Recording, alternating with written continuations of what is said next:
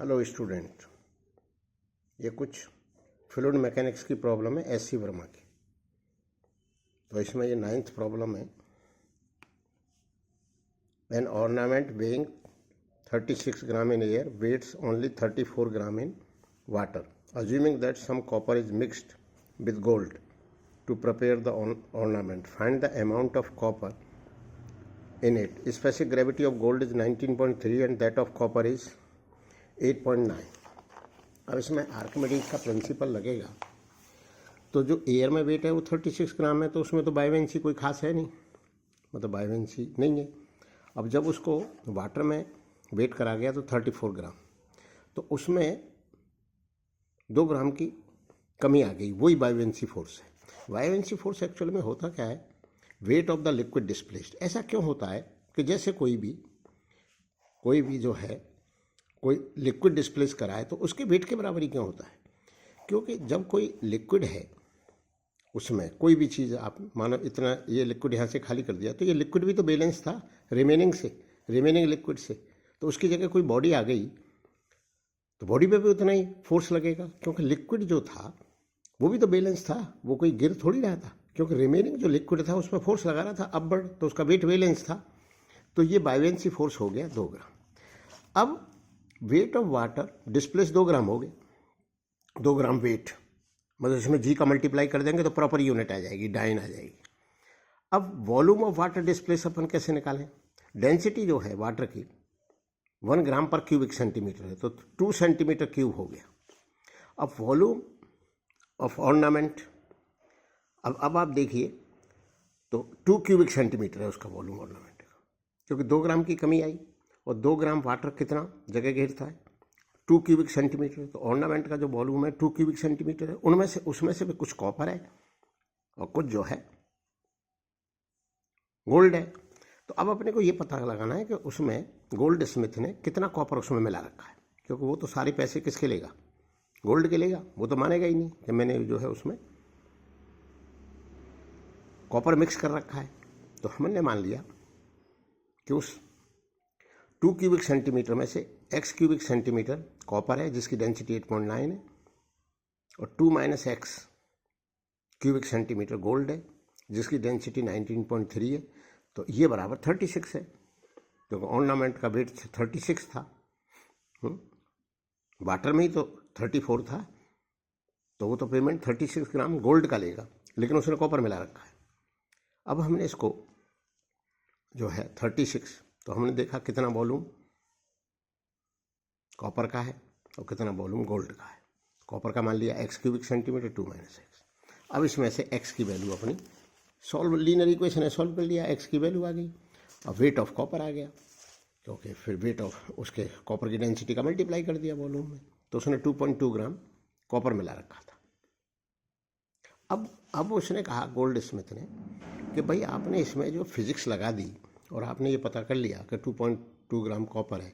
अब वो कह रहा है कि नहीं मैंने जो है वो कॉपर नहीं मिलाया, अंदर केविटी है, तो केविटी की वजह से वो वॉल्यूम बढ़ गया था, मतलब खाली जगह है कॉपर की जगह। तो चलो उसकी बात का विश्वास कर लेते हैं।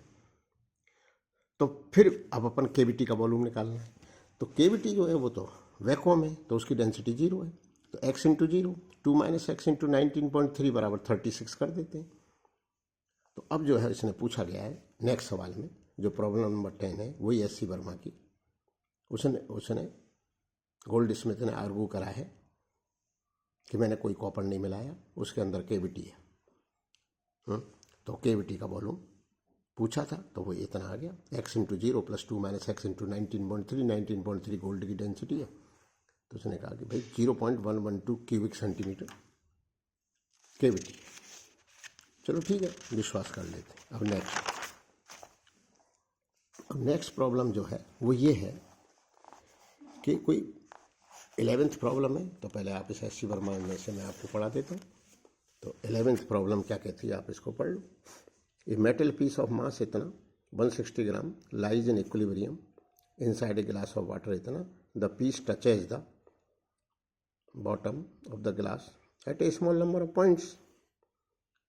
If the density of the metal 8000 kg per meter cube, find the normal force exerted by the bottom. Of the glass on the metal piece. अब ये जो है मेटल पीस, इसका वेट नीचे एक्ट करेगा, बायोवेंसी ऊपर एक्ट करेगा, तो बायोवेंसी और नॉर्मल रिएक्शन मिल करके इसके वेट को बैलेंस करेंगे। अब जो इसमें बायोवेंसी होगी वे वेट ऑफ लिक्विड डिस्प्लेस होगा।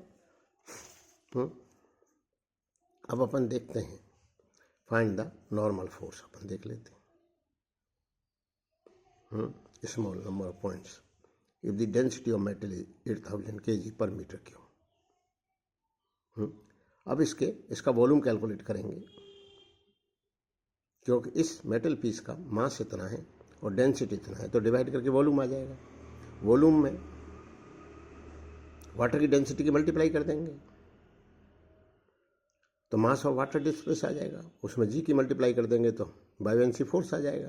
तो बायोवेंसी फोर्स और 160 ग्राम का जो वेट है, वेट में से बायोवेंसी माइनस कर देंगे तो नॉर्मल रिएक्शन आ जाएगी। फिर समझ लो, normal reaction upward, buoyancy upward, weight नीचे, इतना सा ही रूल है बस। आर्किमिडीज प्रिंसिपल, इसको प्रिंसिपल बोलते हैं, लॉ नहीं बोलते, क्योंकि जिसके कॉज पता होते हैं उसको लॉ नहीं बोल सकते। लॉ उन्हीं को बोलते हैं जिनके आज तक कॉज नहीं पता। इसका तो कॉज पता है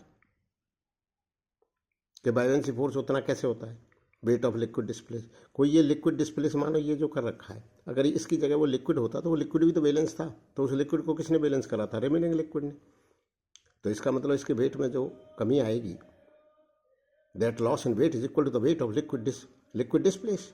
यही है आर्किमिडीज प्रिंसिपल कि बायोवेंसी फोर्स कितना होता है, वेट ऑफ लिक्विड डिस्प्लेस। अब आ जाते हैं इसके सॉल्यूशन पर। अब देख लो, इसकी density, volume of metal piece निकाल दिया, मास ऑफ वाटर डिस्प्लेस, जो वॉल्यूम निकाल के उसकी डेंसिटी की मल्टीप्लाई कर दी, डेंसिटी की मल्टीप्लाई कर दी तो मास ऑफ वाटर डिस्प्लेस आ गया। कितना है, 0.02 kg। वाटर की डेंसिटी 1000 kg पर मीटर क्यूब होती है या 1 ग्राम पर क्यूबिक सेंटीमीटर होती है, एक ही बात है दोनों।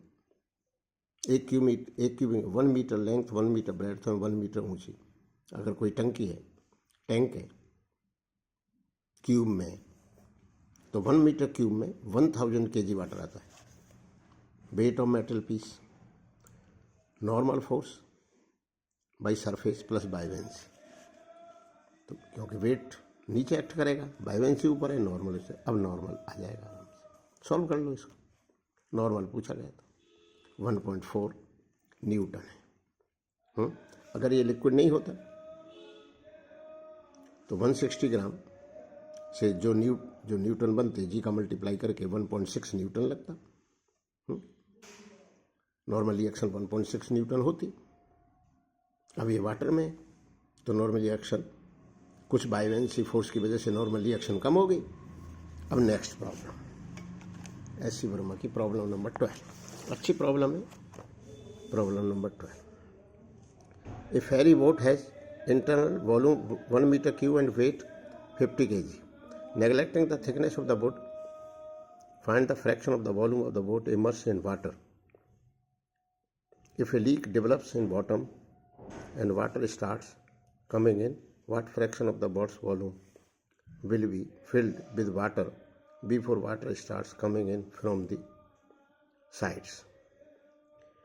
अब जो है ये फेरी बोट जो है फ्लोट कर रही है वाटर, बाहर पानी, इसका 50 kg वेट। तो अब ये पूछा गया है कि ये कहाँ तक पानी भरा हुआ है।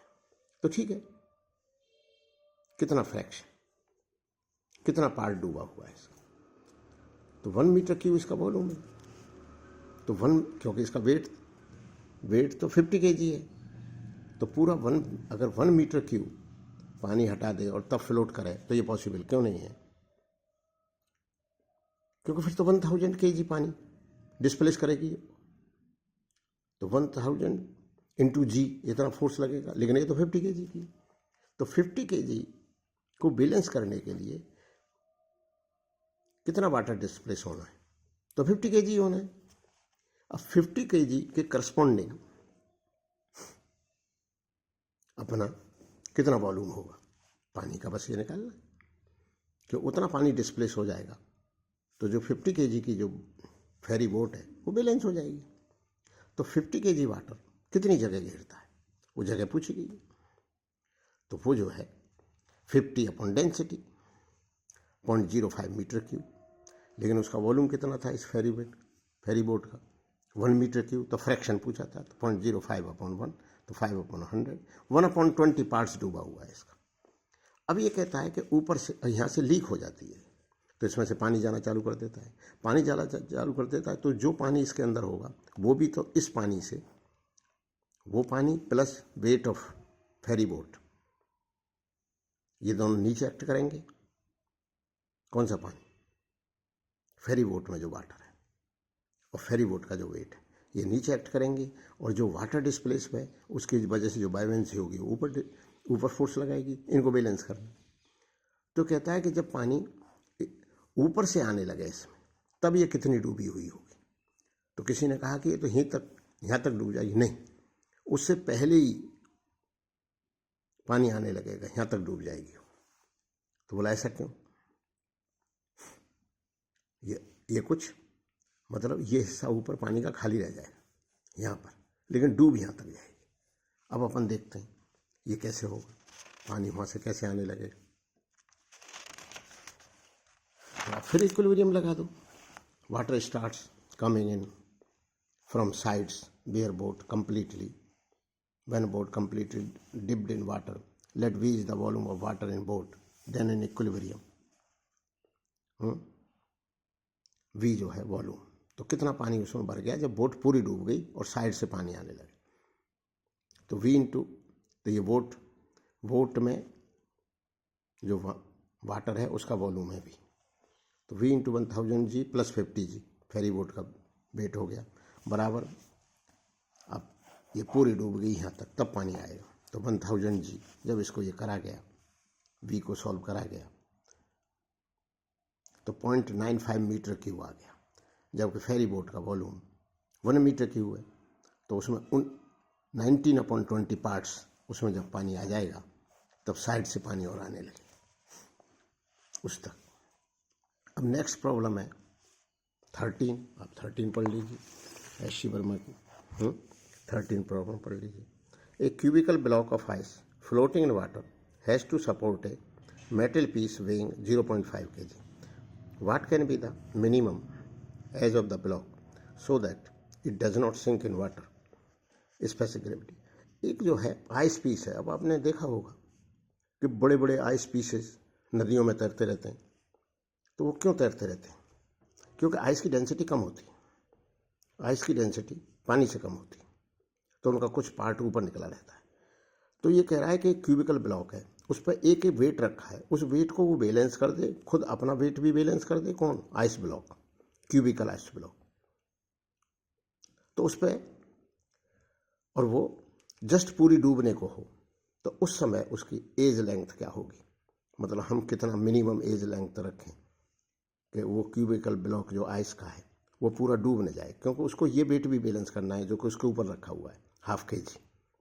तो ठीक है, वो 0.5 kg और आइस ब्लॉक का वेट मिल करके wait of liquid, wait of water displace करना है।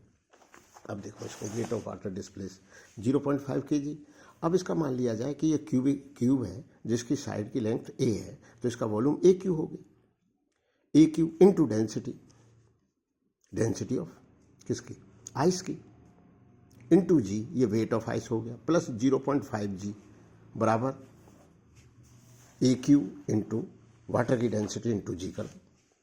तो अब हम इसको सारे को ये कर देते हैं ए क्यू इंटू 1 इंटू जी। तो ये सारी चीज़ अपन CGS सिस्टम में कर रहे हैं। पानी की डेंसिटी CGS सिस्टम में 1 ग्राम पर क्यूबिक सेंटीमीटर, ए भी क्यूबिक सेंटीमीटर में, जी सब जगह से कैंसिल हो जाएगा।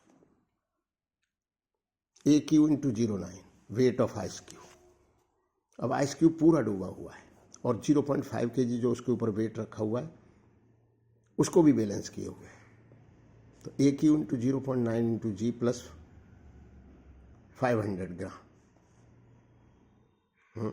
क्यों? 0.5 kg को बैलेंस करना है तो ग्राम बना लिए इंटू जी। mg, ये और ये mg किसका, weight of water displace, volume into 1 density into जी।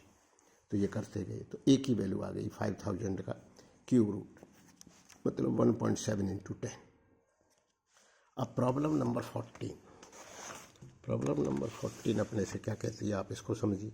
ये बड़ा आसान सवाल है। A cube of ice floats partial in water partial in kerosene oil, find the ratio of the volume of ice immerse in water to that in kerosene oil. Specific gravity of kerosene oil is 0.8 and that of ice is 0.9. Actual में ये कोई ice block है जिसकी density 0.9 है, ऊपर kerosene oil है जिसकी specific gravity 0.8 है और पानी की 1 है और इसकी 0.9 है। तो अब ये पूछना चाह रहा है कि ये under the condition of flotation, मतलब फ्लोट कर रहा है, ये तैर रहा है, तो ठीक है। तो कितना पार्ट केरोसिन ऑयल में और कितना पार्ट वाटर में, मतलब रेशियो निकालना है। तो ठीक है, तो अब क्या काम करें, इसका वेट को बैलेंस कौन कर रहा है, weight of water displace plus weight of kerosene oil displace, water की डेंसिटी इंटू 1, केरोसिन ऑयल का वॉल्यूम इंटू 0.8, दोनों का वॉल्यूम, जो वॉल्यूम केरोसिन ऑयल में plus volume of water into 0.9, क्योंकि यही तो पानी हटा रखा होगा। तो इनका वॉल्यूम, तो टोटल वॉल्यूम हो गया, टोटल वॉल्यूम जो डूबा हुआ है, टोटल वॉल्यूम इंटू 0.9, ये किसका, जी कट गया जगह जगह से, तो जी की मल्टीप्लाई मैंने नहीं करी, तो ये आ जाएगा। तो ये आ गया केरोसिन ऑयल का volume upon volume of block in water, ये आ गया 1, दोनों बराबर है, दोनों बराबर। तो ये क्वेश्चन थे। अब इससे इनको आप पसंद आए तो लाइक करो, सब्सक्राइब करो, औरों को भी बताओ, और जब ये प्रॉब्लम आपके कुछ प्रॉब्लम डिफ़िकल्टी आवे तो मेरा मोबाइल नंबर है 9530375615, इस पर आप अपनी कमेंट डाल दें, मैं टाइम दे करके उनको एक्सप्लेन कर दूँगा इन प्रॉब्लम। ठीक है, ठीक है।